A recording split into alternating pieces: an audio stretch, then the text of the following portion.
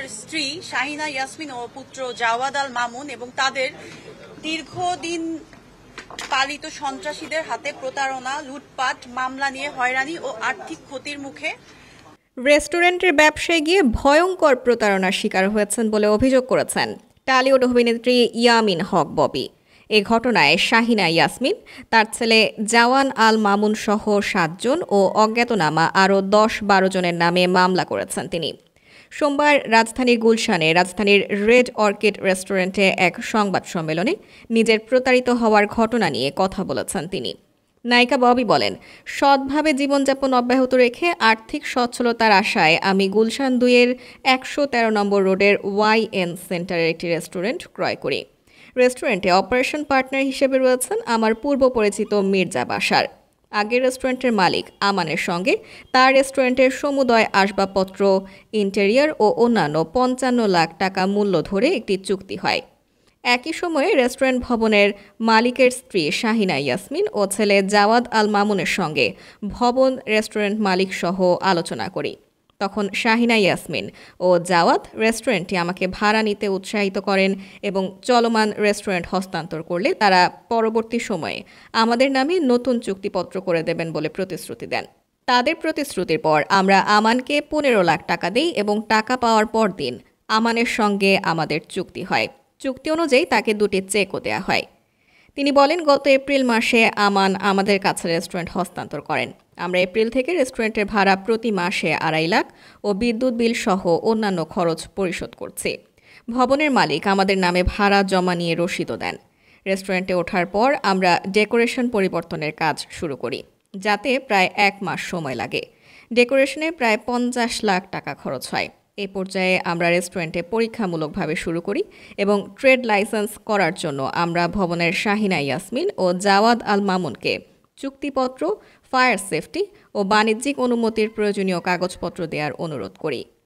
তিনি অভিযোগ করেন, আমরা যখন ট্রেড লাইসেন্স করতে এসব কাগজপত্র চেয়েছি তখন থেকে হঠাৎ করে পূর্বের রেস্টুরেন্ট মালিক আমান, মালিক শাহিনা ইয়াসমিন, জাওয়াদ, ভবনের দায়িত্বে থাকা জয়, সাকিব সহ অন্য দায়িত্বপ্রাপ্ত ব্যক্তিরা আমাদের হয়রানি শুরু করেন। প্রথমে আমান তাকে পরিশোধ করা 15 লাখ টাকার বিষয়ে অস্বীকার করেন। অন্যদিকে শাহিনা ও জাওয়াদের নির্দেশে ভবনের দায়িত্বে থাকা কর্মচারী জয়, সাকিব, হারুন ও তাদের সহযোগীরা বারবার আমাদের রেস্টুরেন্টের বিদ্যুৎ লাইন বন্ধ করে দিয়ে আমাকে হয়রানি শুরু করেন। এর মধ্যে গিয়াসউদ্দিন আল মামুনের ব্যবসা প্রতিষ্ঠান ওয়ান গ্রুপ থেকে বারবার সন্ত্রাসী ও লাঠিয়াল বাহিনী নিয়ে রেস্টুরেন্টে এসে ভয়ভীতি দেখাতে থাকে। গুলশানের মতো জায়গায় এমন সন্ত্রাসী কর্মকাণ্ড করছে দেখে আমি ভীত হয়ে যাই এবং এরা আসলে কাদের লোক তা জানার চেষ্টা করি। তখনই আমরা প্রথম জানতে পারি শাহিনা ইয়াসমিন বিএনপি নেতা গিয়াসউদ্দিন আল মামুনের স্ত্রী এবং এই ভবনের মালিক গিয়াসউদ্দিন আল মামুন নিজেই। ববি বলেন, এমন পরিস্থিতিতে বিপদের আশঙ্কা দেখে ট্রেড লাইসেন্সের বিষয়ে করণীয় কি সে পরামর্শ করতে আমরা সিটি কর্পোরেশনে যাই এবং জানতে পারি ওই বিল্ডিংয়ের কোনো রকম বাণিজ্যিক কার্যক্রমের অনুমতি নেই। এজন্য গত ফেব্রুয়ারি মাসে বেলি রোডের রেস্টুরেন্টে আগুন লাগার পর এই বিল্ডিংটি সিলগালা করে দেওয়া হয়। পরে শাহিনা ইয়াসমিন 3 মাসের মধ্যে বাণিজ্যিক কার্যক্রম সরিয়ে ফেলার লিখিত প্রতিশ্রুতি দিয়ে বিল্ডিং খোলেন। তিনি আরও বলেন, এই ঘটনার পর আমরা বুঝতে পারি আমান, শাহিনা ও জাওয়াদ মিলে আমাদের সঙ্গে এক ভয়াবহ প্রতারণা করেছেন। তারা অবৈধ রেস্টুরেন্ট বাঁচাতে না পারার ভয়ে বিক্রি করে টাকা তুলে নেয়ার ফাঁদ পাতেন।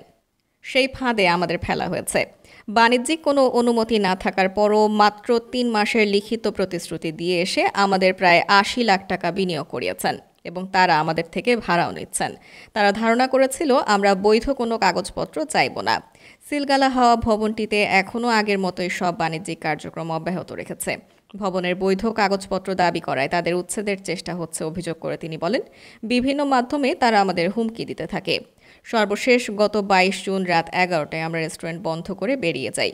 পরদিন 23 তারিখ সকালে রেস্টুরেন্টের কর্মচারীরা গেলে নিরাপত্তা কর্মী সহ অন্যরা তাদের ঢুকতে বাধা দেয়। খবর পেয়ে দুপুরে 12:30টার দিকে মির্জা বাশার সেখানে গেলে হঠাৎ করেই 15-20 জনের সন্ত্রাসী দল তার ওপর আক্রমণ শুরু করে। সেখানে বাশারকে একা পেয়ে বেদম মারধর ও হত্যা চেষ্টা করা হয়, যার সিসিটিভি ভিডিও রয়েছে। আমি বিষয়টি জানতে পেরে তৎক্ষণাৎ থানায় অবহিত করি এবং সেখানে পুলিশ ও আমি একই সঙ্গে পৌঁছাই। পুলিশের উপস্থিতিতে আমরা রেস্টুরেন্টে ঢুকতে গেলে দেখতে পাই সেখানে নতুন তালা লাগানো হয়েছে। মারধর করে উল্টো তাদের নামেই মামলা দেয়া হয়েছে উল্লেখ করে ববি বলেন, আমরা গুলশান থানায় মামলা দায়ের করতে গেলে থানা থেকে মির্জা বাশারকে আগে চিকিৎসা করিয়ে এসে পরে মামলা করার পরামর্শ দেওয়া হয়। পরে আমরা মামলা করতে গিয়ে জানতে পারি তারা আগেই মামলার অভিযোগ জমা দিয়েছে, যেখানে আমাকে আসামি করা হয়েছে।